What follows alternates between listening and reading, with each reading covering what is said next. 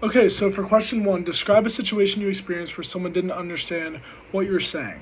When I was in Africa over the summer, I took a trip to Kilimanjaro, and we had a group of porters around me, supporting us, helping me, my uncle, and my cousin get up the mountain. And we had to communicate a lot because they were taking care of us, giving us medical checkups, making us food, playing games with us, just talking with us, having a good time. And they barely spoke any English, and it was really hard for them to it was really hard for them to understand what we were saying and have like a personal connection. And in response to this, I had to use my hands and point and show them pictures because we would talk about things from America and things that are different and the different foods. We'd have to point and and I kind of learned some of the language a little bit as well, like saying hi to them and asking what they were up to and knowing some of the food and where we were.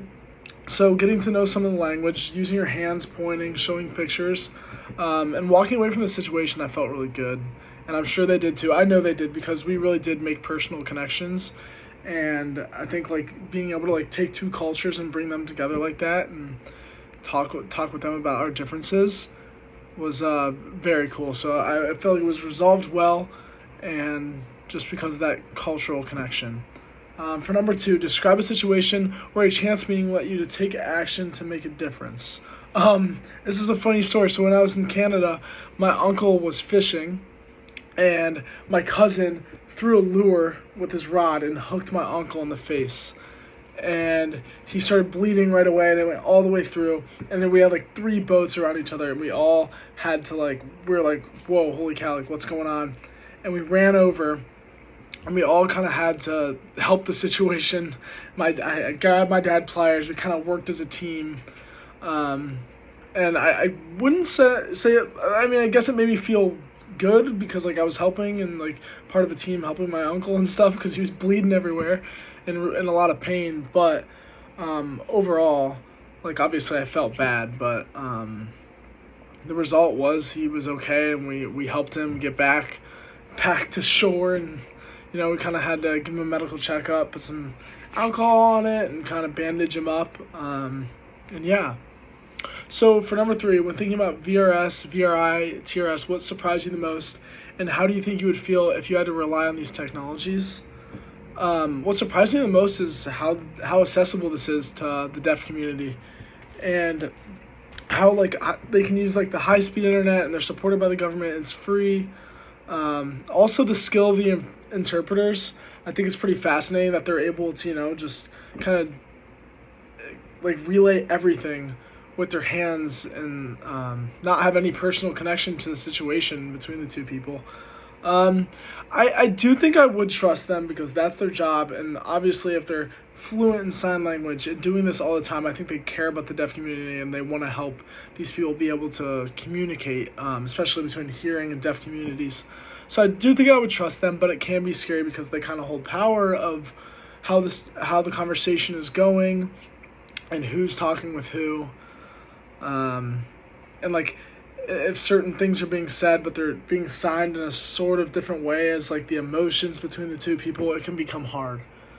I do think people would hang up frequently because the internet's not always great and screens can go fuzzy, and when you don't have like communication between hearing and deaf people, there's not really much to say besides for to sign. But I do think that could hinder their ability to communicate.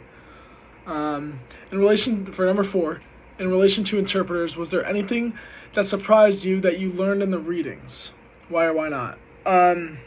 Once again, I think how accessible it is, and that the fact that interpreters like really care about the community, and like I'm not saying they all do, but I'm saying for the most part, like they're fluent in sign language, and they're helping these people be able to communicate, and that's what they do. So that fascinates me in general. And then also just about like in classrooms, helping deaf students, you want them to have a similar experience, be able to get the same education that all the other people around them are getting.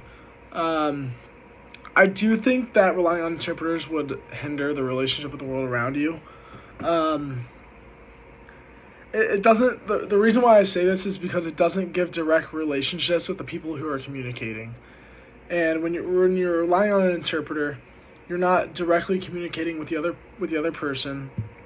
And hearing and deaf people can have that, like, the communication can become construed, and I think that that doesn't give them as good as an insight as to the situations and what's going on. I do think that would hinder their relationship with the world around them, but I do think that it's amazing that they can still get that support and still get that experience of knowing, what's going on. They're able to get doctor's appointments and help themselves go through life and face challenges.